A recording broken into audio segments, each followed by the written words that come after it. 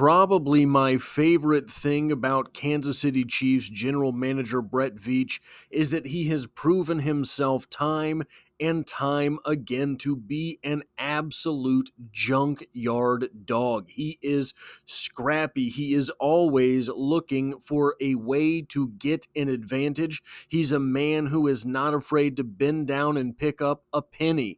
This is the type of work ethic that allows someone to stay on top of a profession like the National Football League for a prolonged period of time. We have seen him time and again execute trades for players that might be sort of disregarded in one way or another, and he will trade away his own assets rather than cut them, because why let a player go when you control the contract and you could get some type of sweetener out of it?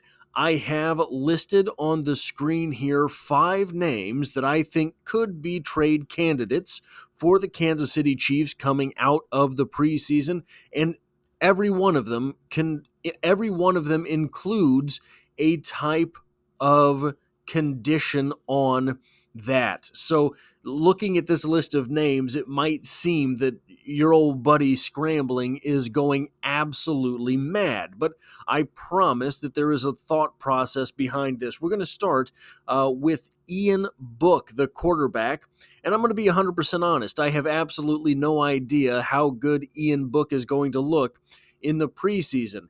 Here's what is important with this.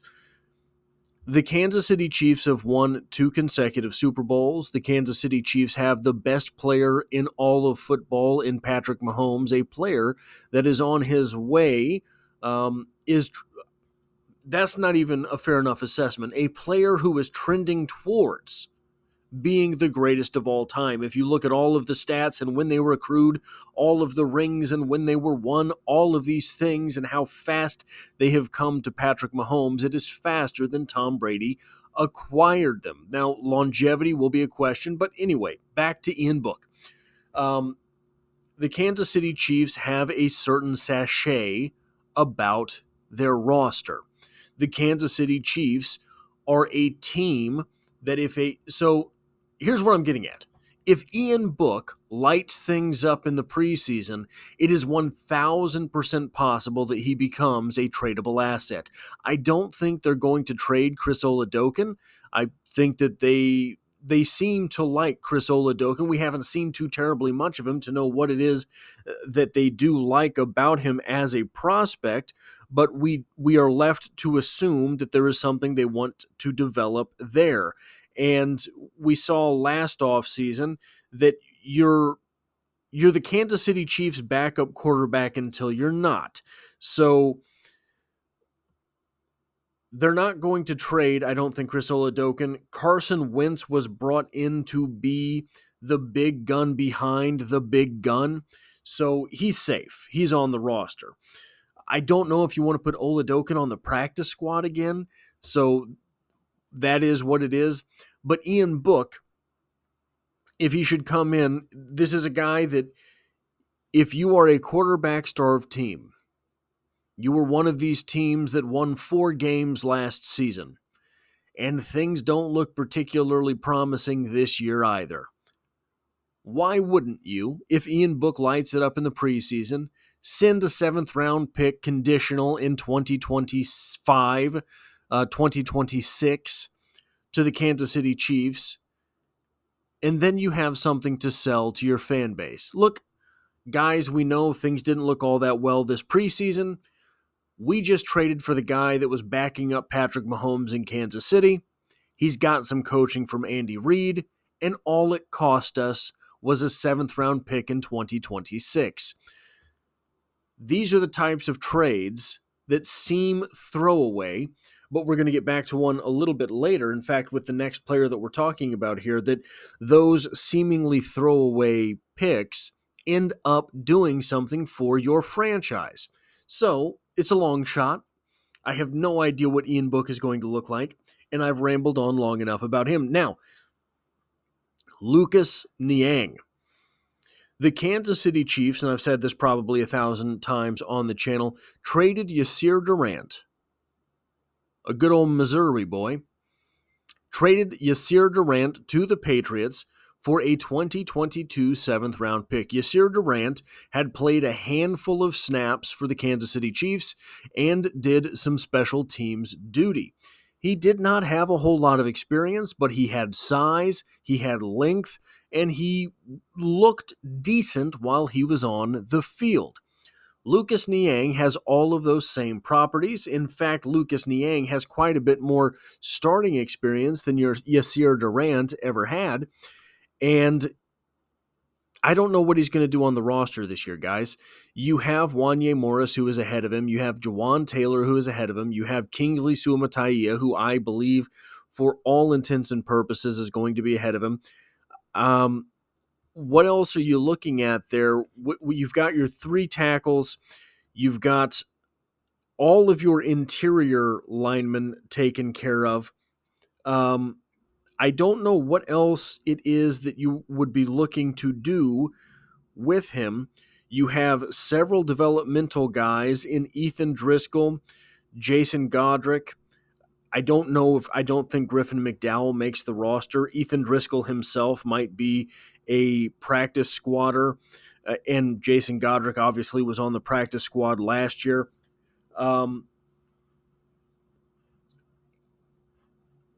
It might seem that Lucas Niang does not have any tradable value. But like I said, you squeezed a 7th-round pick out of the Patriots several years ago in order to ship them Yasir Durant. That 7th-round pick ended up being Jalen Watson for the Kansas City Chiefs. This is not a glamorous trade, probably. I think you could, if you were willing to delay the pick, like you don't want a 2025 pick, you're willing to take a 2026 pick, I think you can upgrade the pick for Lucas Niang above a 7th-round pick, maybe a 6th. Probably not in the 5th round. You're probably not getting a 5th-rounder for Lucas Niang unless it is a talent-starved team and you are trading for a 2026 pick, etc. Again, not a glamorous thing, but most franchises would just cut Lucas Niang at this point. I don't think that Brett Veach is going to make that move. Moving on to the last 3 names on this list, we're going to talk about them sort of as a group, but we will touch on them individually as well. We remember last season. Now, looking at this group of names, it's very easy to say, scrambling. Nobody's trading for one of these guys. And I get you. I'm there with you. I understand the sentiment there. However, who's going to trade for one of the Chiefs' wide receivers when the Chiefs had the worst wide receiver core that ever won a Super Bowl? Right? I get you. However, the Chiefs had largely the same reputation last offseason when all of a sudden, I believe it was the final preseason game, as Ihmir Smith-Marsette really hit the ceiling and ended up being a tradable asset. It was not a massive trade. You were conditionally swapping 7th-round picks in this upcoming NFL draft. So again, Brett Veach willing to delay the gratification, if you will, move the picks out. But Ihmir Smith-Marsette was traded for conditional swapping of 7th-round picks. Doesn't sound particularly promising, right?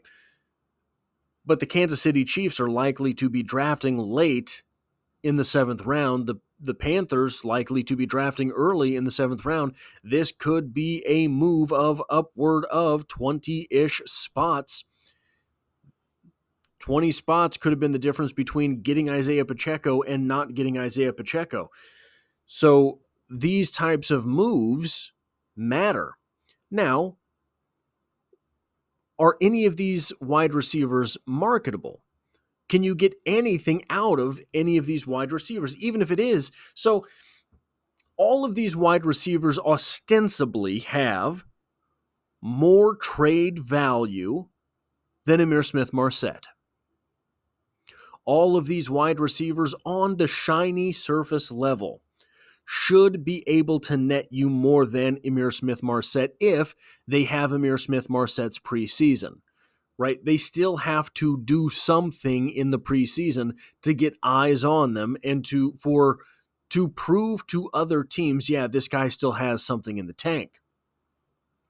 Why? Well, Ihmir Smith-Marsette did not have a whole lot of success in the NFL before coming to the Kansas City Chiefs. He spent a little bit of time mainly on the practice squad. I think he appeared in 1 or 2 games the season prior to being traded. And he didn't do a whole lot with the Bears before that. But what you're looking at here with these wide receivers is something interesting with all of them. I'm going to start with Kadarius Toney. Kadarius Toney is always going to have value to someone. Now, might not be trade value. Does that make sense? It might not be. It might be that Brett Veach is able to place 31 calls and get 0 bites for Kadarius Toney. But once he hits the free agent market, he will not stay a free agent for long. There are simply too many gifts obvious on the surface with Kadarius Toney. Those types of movement skills do not come but once every few years. Those types of movement skills are elite, plus, just like we talked about with Ian Book, what you have there is a general manager able to sell something to the fan base. Look, this guy has the longest punt return in Super Bowl history. Look at his Senior Bowl footage, just absolutely clowning people, leaving their jocks and their cleats on the field. And that's what Kadarius Toney is capable of doing. If, for example, he ends up just being the 7th guy. So you have Xavier Worthy's going to be one of the top 3 wide receivers on the team. You have Rashee Rice going to be one of the top 3 wide receivers on the team. You have Marquise Brown going to be one of the top 3 wide receivers on the team. You have Justin Watson going to be either the 4th or 5th wide receiver on the team. He is too stable, too dependable to do anything else. That's 4. That's 4 names right there. Who else do you like? You're probably not keeping all 3 of these names. 4, 5, 6, 7. I don't think that happens. Plus, you've got Mecole Hardman. I think Mecole Hardman is pretty safely on the team. I don't think you trade Mecole Hardman. I think that he has done enough for the franchise that if you end up not wanting Mecole Hardman, you end up not having a spot for Mecole Hardman, probably you cut him. You give him the ability to find the situation that suits him best. So Kadarius Toney will always have trade value. Justin Ross, there's going to be a portion of us that feel that it's obvious Justin Ross has trade value. There's going to be a portion of us who say, hey, he's not the guy that he was in college. That much is obvious. I think the truth is somewhere in the middle. I'm not as good as I once was, but I can be as good once as I ever was. Justin Ross has shiny moments. Justin Ross, we haven't seen them in the regular season particularly yet, but Justin Ross has very shiny moments. If the Kansas City Chiefs are familiar enough with him to know that they're not as consistent as would need be for him to help the roster, but they can shine him up in the preseason and make them consistent enough that he gets on ESPN, they have a tradable piece. 6'4", 210 pounds, and a guy who can one-handed snag a football, pretty rare. Really is. A guy who can elevate, not go up and get a football, a guy who can elevate and get a football. Again, so with Kadarius Toney, I don't know what the trade value looks like on that guy. I really don't. Depending on what he does in the preseason, depending on how you can make him look, depending on how you can sell him as a punt returner as well, depending on so many factors. Kadarius Toney might be able to net you a 5th-round pick. The Kansas City Chiefs traded wasn't it a 3rd and a 5th for him to be able to net back a 5th on the last year of his contract a season and a half later? That's not doing too bad. That's really not doing too bad, because then you have your investment of the 5th-round pick starting a 4-year rookie cycle at that point. With Justin Ross, I don't know what it looks like. Here's the upside with that. If you can do your best and shine him up and ship him out, whatever you get in return is an upgrade.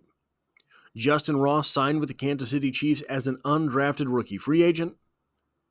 If you were able to shine him up and ship him out for a 7th-round pick, you were trading found money for a draft pick, right? You were trading something that was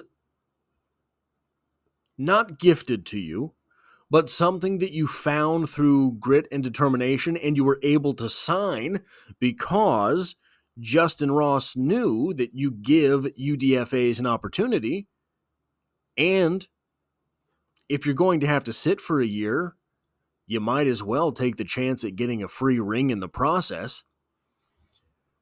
Those two things factored into Justin Ross coming to Kansas City. There are conflicting reports. There were conflicting reports that night. I think he was signed the night of the night of the last round of the NFL draft. I saw conflicting reports that A, he had numerous offers and chose the Chiefs, and B, the Chiefs were the only team that were willing to give him the medical pass to try football again. If you get anything out of Justin Ross, it is an absolute boon for the organization. Brett Veach, even if it's a 7th-round pick, Brett Veach has proven that he can make 7th-round picks into NFL starting caliber players. He can find those guys at that spot, and then you have him for 4 years on a 7th-round rookie contract. If you end up just throwing it out there, getting a starting defensive tackle in the 7th round for a trade from Justin Ross, that's found money. That's reaching in your pocket and finding a couple $100 and hoping that it wasn't put there by unforeseen circumstance, right? By someone out of a back alley that now knows you have their money and you don't know what was on that money. I don't know if you've heard about all that stuff. Anyway, Skyy Moore, the last one here. This is the bad news. If you were to be able to trade Kadarius Toney basically for anything, look, you've already won the Kadarius Toney trade. You got a ring, and Kadarius Toney was a deciding factor in that Eagles Super Bowl. You've won that trade. You get anything out of Kadarius Toney at this point, it's a win. If you get anything out of Justin Ross, he was signed as a UDFA, it's an upgrade to a draft pick or another player that gets reps, whatever it is, it's a win. Skyy Moore was a 2nd-round pick. You're not getting a 2nd-rounder out of Skyy Moore. The upside, if you want to sell this in propaganda fashion to Kansas City Chiefs, if you were to be able to trade Skyy Moore for a 7th-round pick, well, now you got 4 years of contract with a free agent or with a rookie, right? You have a 4-year rookie contract with someone versus the 2 years that are currently left on Skyy Moore's contract.